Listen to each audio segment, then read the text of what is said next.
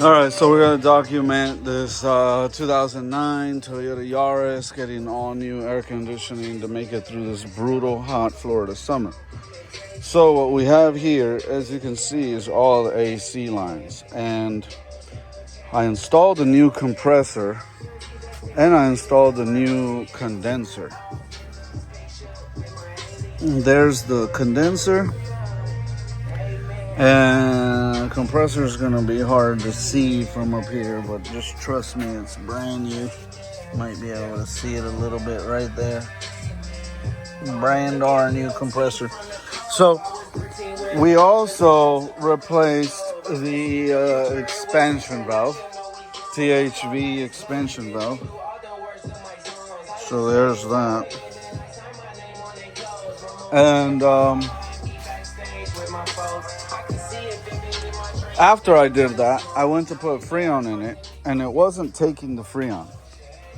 So I was like, what gives? Do I got a block in a line? And I didn't know what this thing is, and I thought it was like a filter of some sort, like I don't know, some kind of like two-way check valve or something. But I looked into it, and it's just like a baffle, like a resonator on an exhaust, pretty much. And I proceeded to blow them all out and make sure I don't have any restrictions in the lines. I removed them all and blew them all out. This one was the one that had the smallest hole and blew the littlest amount of air through. It's actually bigger on this side. And this is your hot side. And this is your cycle pressure switch. And then on this line with the baffle, you have your low side fitting. And the other two attached to the compressor. So I blew them all out. And then I went and purchased this Power Clean Flush AC Pro. And the whole can went pretty quick. If you haven't bought one of these and you're going to use it, pretty much put that to the component that you want to clean and spray your little life away until the whole can is empty. And I thought I was going to have enough to flush the condenser, which is new, but I figured in the short time that we ran the system, something could have been in the evaporator that was dirty and ran through the line and got in the condenser, so I also wanted to flush it out. But this is your evaporator. And you could see it on the back of the firewall here, and it's pretty much the same as the heater core, which coolant goes in through, not Freon. That's for your heater. And this is for the evaporator. You have heater core, evaporator. The evaporator is obviously air conditioning refrigerant 134A, and that's regular coolant from the radiator. So they both pretty much do the same thing in and out, and this one will work for AC and that one will work for heat. And to replace both of those, this radio, I just realized, is pretty loud. Sorry, we had some Christian rap to get us pumped up while we work here. But, yeah, you can see I flushed it out with that. A lot of stuff came out. So that's all been flushed out. And, of course, the door would be locked, right? Why would it be any other way? Both doors locked. Wonderful. But you can see the dash in there. And it's not fun to take that dash out. So that's the only way you're going to be able to replace those two components.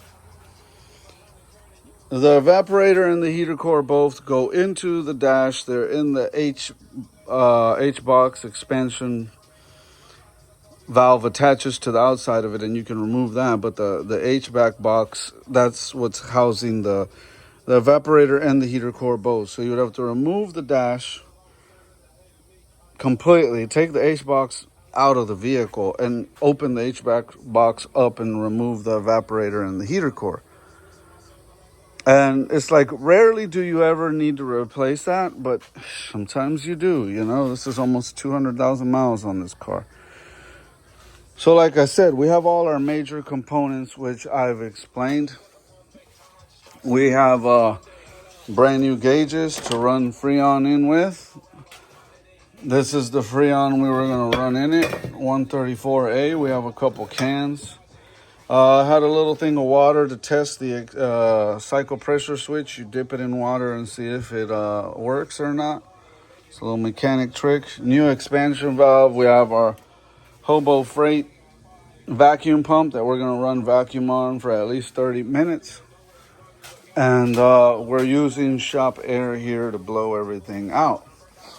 Now, I'm going to show you on my handy dandy little charts here what's going on with the AC system. This is the breakdown of the AC system. So you have a compressor, right?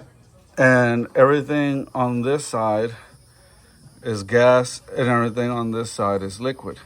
And here's your four major components: your compressor, your condenser, your HVAC block, whatever, and expansion valve, your evaporator behind the dash. Now, some of them have an accumulator, some of them have a receiver dryer instead of the H block. This one has a H block, not a receiver dryer. They won't have both. They'll have one or the other. And some systems have the accumulator built in to one of the components, and others don't. They have it separate. So whatever, just this is the compressor. It's compressing pistons up and down. You're manipulating a gas to a liquid and such on. Then you have your hot side and your low side. So this was replaced, this was replaced, this was replaced, this wasn't. And this happened to me recently on a Ford Escape 2016 too. We bought these three components and this one came back with a leak. On this one, it's not leaking to where you smell Freon coming through the evaporator, but there was a blockage in the system, not letting the circle of life here, the coolant flow through a full, complete process. So long story short, I had a blockage. So that's why I disconnected all the lines and did a flush of the evaporator. And now that this is flushed and all the lines that help complete this cycle are flushed, I'm hoping to put it back with new, fresh Freon flushed and all the lines flushed and hopefully be able to blow cold. I did dip the cycle pressure switch into water and it seems to be working, so I'm not replacing that. And like I said, I got air coming all the way through. If it continues to give me problems, I'm going to replace the Schrader valves and go ahead and replace the cycle pressure switch anyways. But I'm going to give it one more shot, put it all together, new O-rings, new oil, get it all put back together. On this Yaris, you have to drop the motor mount and lower the engine because the lines for the AC run under that motor mount and you're just not going to get them out without doing that. But we have our Schrader valve tool here ready. We did remove the Schrader valves to look at them, make sure they didn't have gunk in them. Everything seemed to be okay, so I put them back. But sometimes things aren't visible to the eye and you think it's good and it's not. But I noticed another problem with it. We have a kink in this radiator hose, and maybe it's because of the way the engine is slanted down. Once I get the engine back up to its normal height, that kink should straighten up. And if it doesn't, then I'll snip the hose to accommodate that.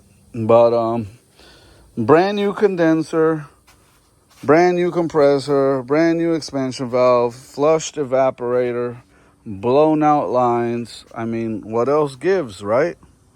And you can see we got a lot of stuff coming out of the evaporator. So if the evaporator was clogged when I was pushing the flush in through here, it was coming out real good through here. And then when I ran the air through it through here, it still kept blowing out clean through here. The same with the condenser I flushed. And the compressor you don't flush.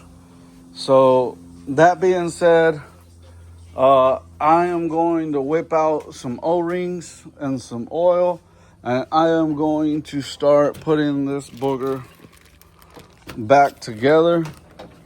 And hopefully today is the day that it's gonna blow cold, right? So wish me luck. Hopefully this is the second time is the charm, right? Sometimes it's the third time, but we're hoping that we get it on the second. So keep you posted. We should be making a video of it blowing nice and cold on this hot summer day here very soon. Thanks for watching.